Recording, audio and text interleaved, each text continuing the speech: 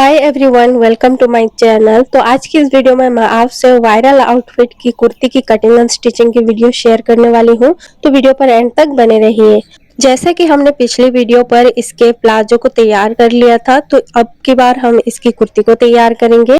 तो चलिए हम इसकी कटिंग एंड स्टिचिंग स्टार्ट करते हैं। तो कुर्ती को तैयार करने के लिए मैं यूज कर रही हूँ 2.5 मीटर प्रिंटेड कॉटन की फैब्रिक।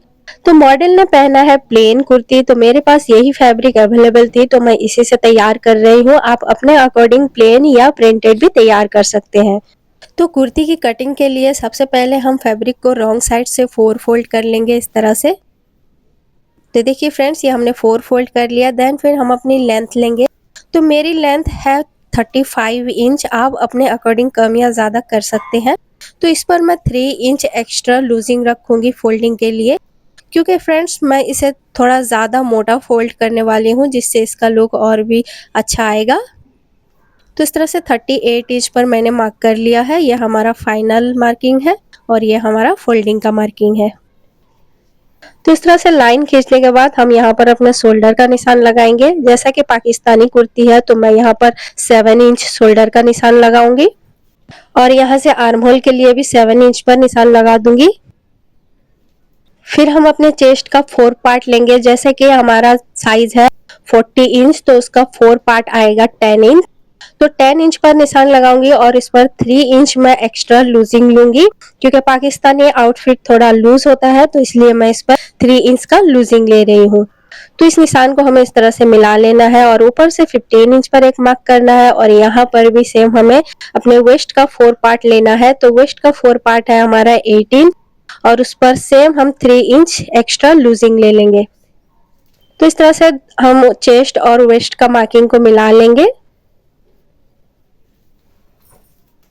और फिर ऊपर से हमें हिप का मार्किंग करनी है। तो ऊपर से मैं ले रही हूँ 21 इंच और यहाँ पर हम अपने हिप का 4 पार्ट देंगे। तो मैं अपने हिप का 4 पार्ट दे रही हूँ 10 इंच और उस पर एक्स्ट्रा लूजिंग 3 इंच दे दूंगी। तो इस निशान को भी हमें यहाँ पर मिला लेना है। तो सारा निशान हमने इस तरह से मिला लिया है। तो इस पर हम सीधी लाइन खींच देंगे जहां तक हमने बटन लिया है।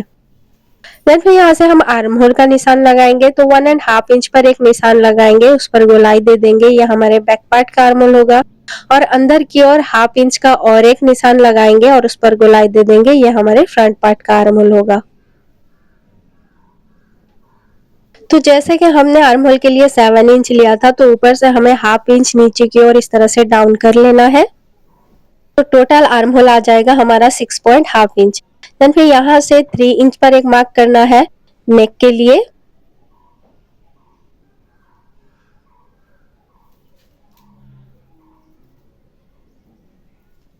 और नीचे को 3.5 इंच पर एक मार्क कर देना है। तो इस तरह से बॉक्स बनाकर उस पर गोलाई दे देनी है। यह हमारे फ्रंट पार्ट का नेक होगा और ऊपर से 2 इंच पर एक मार्क करना है इस तरह से और उस पर भी गोलाई दे देनी है। यह हमारे बैक पार्ट का नेक होगा। तो जैसा कि हम हाफ कॉलर तैयार करेंगे, तो इसके लिए यही मार्किंग करनी है। तो फ्रेंड्स, मार्किंग हमारी हो चुकी है, तो इसकी कटिंग हम कर लेंगे। तो सबसे पहले हम बैक पार्ट के अकॉर्डिंग फैब्रिक को कट कर लेंगे।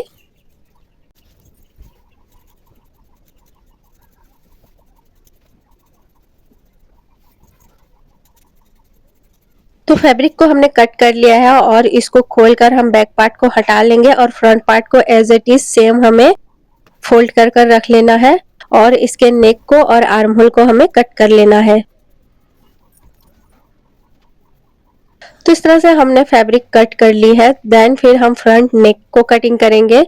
तो ऊपर से मैं ले रही हूँ नीचे को 3 इंच और उस पर 2 इंच एक्स्ट्रा ले रही हूँ इस तरह से और यहाँ से मैं ले रही हूँ 1.5 इंच। तो उसको इस तरह से हम वी शेप में इस पर निशान लगा देंगे।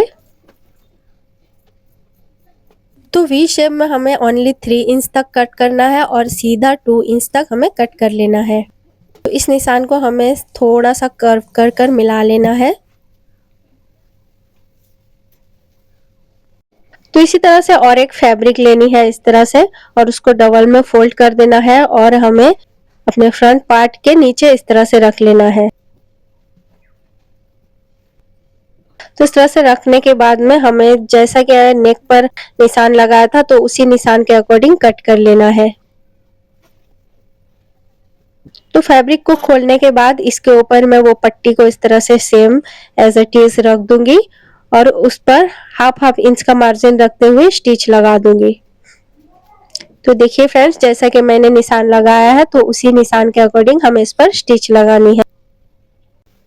तो देखिए फ्रेंड्स, मैंने इस तरह से स्टिच लगा दी है, तो इसको हम इस तरह से कट कर लेंगे।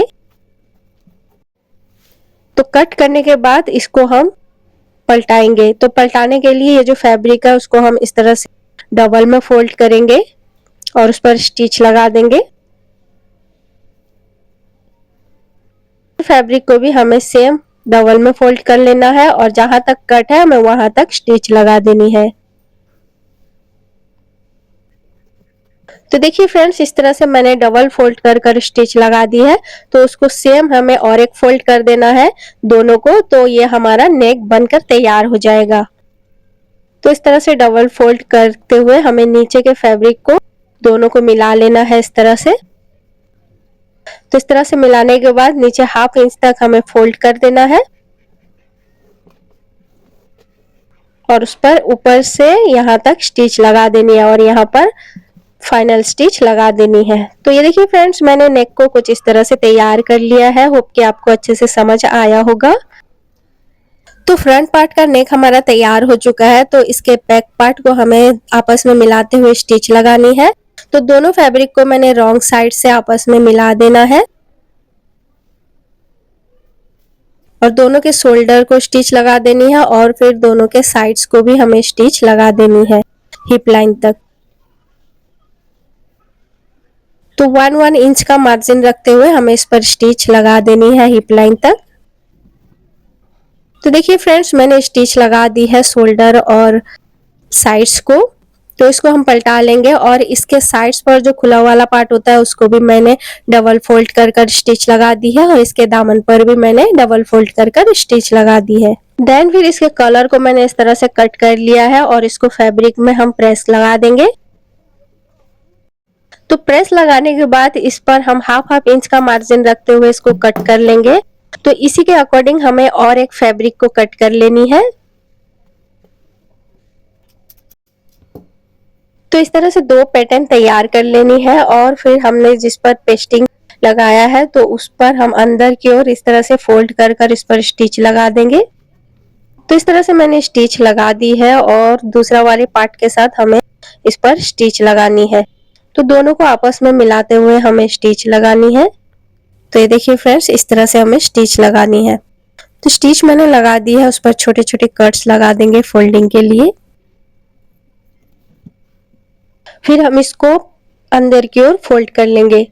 तो ये फ्रेंड्स हमारा सीधी ओर फोल्ड होने के बाद कॉलर कुछ इस तरह से तैयार हो जाएगा।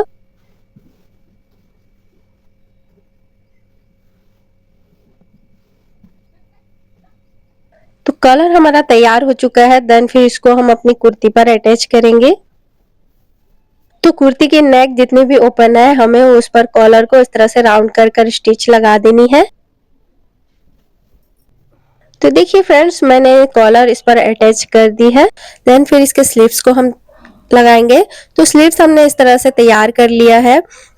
तो फ्रेंड्स, स्लीव्स का आप एक सेपरेट वीडियो चाहते हैं तो मैं आपको सेपरेट वीडियो प्रोवाइड कर दूंगी, आप मुझे कमेंट कर दीजिएगा। तो इस पर बहुत ज्यादा लॉन्ग हो जाता तो इसलिए मैंने स्लीव्स को ऐसे ही तैयार कर लिया है। तो स्लीव्स को हमें आर्म होल पर अटैच कर लेना है। सो फ्रेंड्स, ये देखिए हमारा कुर्ती इस तरह से तैयार हो चुका है और ये रहा इसका फाइनल लुक। और इसके प्लाजो का वीडियो मैंने अपने चैनल पर अपलोड कर दिया है, आप वहां से देख सकते हैं। तो वीडियो अच्छा लगा तो प्लीज़ लाइक कीजिए, कमेंट कीजिए और मेरे चैनल को सब्सक्राइब कीजिए। तो मिलते हैं अपने अगले किसी वीडियो पर।